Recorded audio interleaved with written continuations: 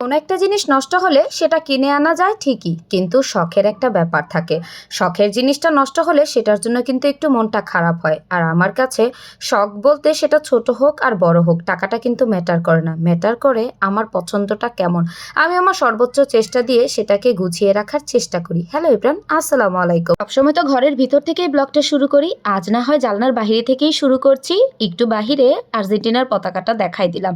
যাই হোক, আমি গিয়ে সকালবেলা এক দুপুর কাজ করে এসেছি। এখন প্রায় বেলা 11টার মতো বাজে। রান্না বান্না করতে এসেছি। ফার্স্টেই আমি গতকালকে মাটির হাঁড়িটা যে পাঠিয়েছিল সেটা আমি একদম ভিজা দিয়ে দিয়েছি। ভেবেছি আজকে এটার মধ্যে ভাত রান্না করব, সঙ্গে হাতে মেখে ডাল ভুনা করব। তা ডালটা ভালো মতো কিন্তু মেখে আমি অল্প পানি দিয়ে তারপর একদম ডিপ করে বসিয়ে দিলাম। আর এখন আমি নাস্তা করব। তো আজকে একটু জানালার পাশে দাঁড়িয়ে দাঁড়িয়েই নাস্তা খাচ্ছিলাম। নাস্তা আর কি, একটু চা আর বিস্কিট। কেন? কারণ বাইরে একটু মেঘলা আকাশ ছিল আর সকালবেলা আমি খুব ভোরেই আজকে উঠেছি। উঠেই আগে আমি কাপড় নেড়ে দিয়েছিলাম। গতকাল রাতে আমি মেশিনে কাপড় ধুতে রেখে দিয়েছিলাম। এখন সকালবেলা উঠে আমি এগুলা নেড়ে দিয়েছি। আর চা খাওয়া রেখে দৌড়াই আসছি। একদম মেঘলা আকাশ করেছে, হয়তোবা যে কোনো সময় বৃষ্টি নেমে যাবে, যার জন্য। আর এখন তো চারিপাশে যেখানেই তাকাই সেখানেই পতাকা দিয়ে ভর্তি, এই দেশ সেই দেশ, যাই হোক এই আর কি। তো দেখলাম এরপর কি ছাদ থেকে কাপড়গুলো নিয়ে আসলাম। আর এই যে ভাতের হাঁড়িতে আমি ফার্স্টেই পানি বসিয়ে দিয়েছিলাম। যদি এটা আগে ফেটে যায় তো পানিটা গরম করে তারপর চালটা ধুয়ে এখন বসিয়ে দিয়েছি। আমি খুবই ভয়ে ছিলাম। এর আগে এখন পর্যন্ত আমি মাটির হাঁড়িতে ভাত রান্না করিনি। গত 3-4 বছর আগে আমি কুষ্টিয়া থেকে কিন্তু মাটির হাঁড়ি অনেকগুলো নিয়ে এসেছি, কিন্তু এখন পর্যন্ত আমি সেগুলোর মধ্যে ভয়ে রান্নাই করি না। কারণ সেই হাঁড়িগুলো আমার খুব পছন্দের। এক তো গিয়ে আমি কোথাও গিয়েছিলাম সেখান থেকে এনেছি, এই জন্য খুব সযত্নেই আমি রেখে দিয়েছি। আর এটা যেহেতু এখান থেকেই আম্মু কিনে দিয়েছিল, ভাবলাম যে এটা যদি একটু নষ্ট হয় মনটা কিন্তু একটু কম খারাপ হবে, এটা দিয়ে একটু রান্না করি। তো একটু একটু করে রান্না করতে করতে আলহামদুলিল্লাহ আমার তো এখন ভাতের হাঁড়িতে রান্না করাটা একদম সুন্দর হয়েছে, ভাতটাও সুন্দর হয়েছে আর হাঁড়িটাও ফেটে যায়নি। তো আস্তে আস্তে ভাবছি এখন থেকে সব কিছুই মাটির হাঁড়িতেই রান্না করব।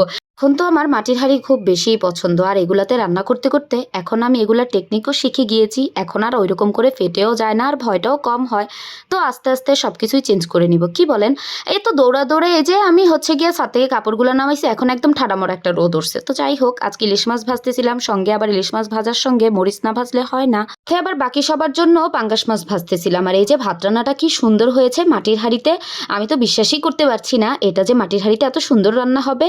তো যাই হোক, এই তো মাছটা কিন্তু ভেজে নিয়েছি একদম মচমচা করে। এরপরে তরকারি রান্নার জন্য আমি এখানে রুই মাছ ভেজে নিচ্ছিলাম। রুই মাছটা ভেজে তুলে সেই একই কড়াইতে আমি ভালো মতো পেঁয়াজ বাটা আর জিরা বাটা দিয়ে মশলাটা কষিয়ে তারপর চাল কুমড়া দিয়ে এখন এই তো রুই মাছটা দিয়ে একদম ঝোলঝোল করে তরকারিটা কিন্তু রান্না করে নিয়েছি।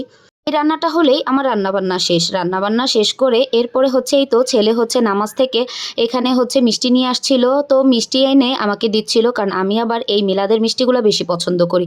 আমার কাছে ভালো লাগে শুক্রবার এই জুম্মার দিনের যে মিলাদের মিষ্টিটা হয় সেটা একটু খাইলাম। খাওয়া দাওয়া করে একবারে রেডি হয়ে নিয়েছি, আম্মুর বাসায়ও যাব। খাওয়া দাওয়া শেষ করি।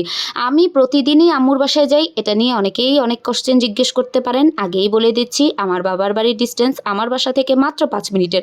তো দিনে 1-2 বার তো যাওয়া হয়। আমি না গেলেও এরাই ফোন দেওয়া শুরু করে কেন যাইনি, জন্যই আর কি যাই। যেহেতু আমিও বাসায় একা থাকি, ভালোও লাগে না, যখন একটু সময় পাই তখন ঠু মাইরা একদম আম্মুর বাড়িতে চলে যাই। এরপর এখন ভাত খেতে বসছি বাচ্চা কাচ্চা নিয়ে। একদম বিকেল 4টা বেজে গিয়েছে আজকে এই টুংটাং করতে করতে। তো এখন আমি খাচ্ছিলাম গিয়ে ইলিশ মাছ। আমার তো ইলিশ মাছ বেশ পছন্দ, এটা আমি অনেকবার ভিডিওর মধ্যে বলেছি, কিন্তু আমার বাসায় একদমই কেউ পছন্দ করে না। বাঙালিদের মধ্যে এই আমার বাসায় হবে 2-1টা বাঙালি যেগুলো ইলিশ মাছ পছন্দ করে না। আমার কাছে মাছ বলতে আমি এই একটা মাছকেই ভালো মতো চিনি, যেটার আমি স্বাদও বুঝি, খেতেও পছন্দ করি। সঙ্গে তো ডাল ভুনা করেছিলাম, সেটা দিয়ে একটু খাইলাম। খাওয়া দাওয়া শেষ করেই এখন আম্মুর বাসায় যাব। আর আজকে যেই পরিমাণ গরম পড়েছে, তো আমার ছেলে এখন যাবে না, একটু পরে যাবে, এজন্য ভাবলাম যে আমিই যাই। তো আজকে এখান থেকেই বিদায় নিচ্ছি, টাটা বাই বাই।